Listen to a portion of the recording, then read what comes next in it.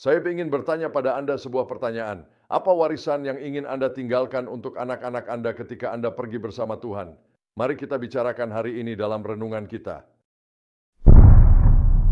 Dalam Ulangan pasal 34, kita membaca tentang kematian Musa dan bagaimana tongkat estafet diberikan kepada Yosua yang muda.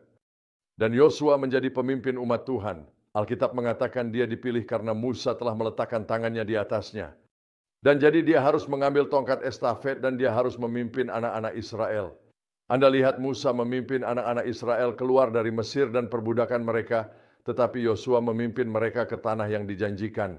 Rencana Tuhan bukan hanya untuk mengeluarkan mereka dari Mesir, tetapi untuk membawa mereka ke tanah yang dijanjikan. Musa membawa mereka keluar, Yosua membawa mereka masuk. Dan Musa meninggalkan warisan kepada Yosua. Yosua dipilih karena kamu lihat, Yosua telah berjalan bersama Musa. Dia melihat Musa dan anak-anaknya. Dia melihat masa hebat dan saat lemahnya.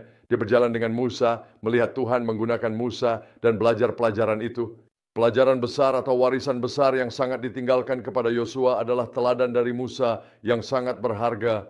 Apakah saudara ingat di Keluaran pasal 33 di mana Musa berada di dalam kemah pertemuan di sana? Dia bertemu dengan Tuhan dan semua orang bertemu dengan Tuhan.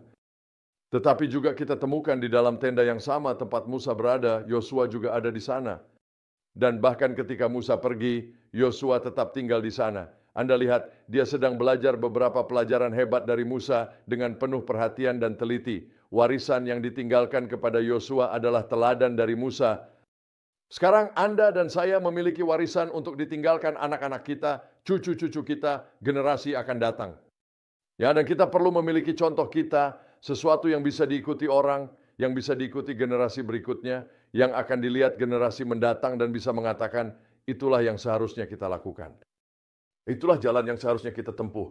Itulah warisan yang seharusnya kita tinggalkan. Dalam hidup saya sendiri, saya melihat ke belakang dan saya baru menemukan beberapa tahun yang lalu warisan yang ditinggalkan untuk saya.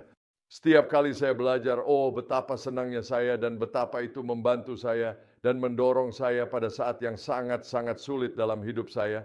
Kamu lihat John dan Delaney Bass, kakek buyut dari nenek saya Elizabeth, mereka datang ke negara bagian Louisiana. Sebenarnya itu belum jadi negara bagian ketika mereka datang ke sana.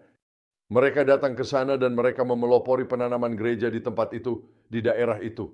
Saya tidak tahu bahwa beberapa gereja Protestan pertama didirikan oleh kakek buyut ketiga dan keempat saya. Dan oh betapa sungguh berkatnya bagi saya untuk mengetahui tentang itu, sungguh. Dan yang saya temukan, mereka tidak hanya melakukan itu, tetapi mereka meninggalkan warisan untuk nenek saya, wanita hebat dalam doa.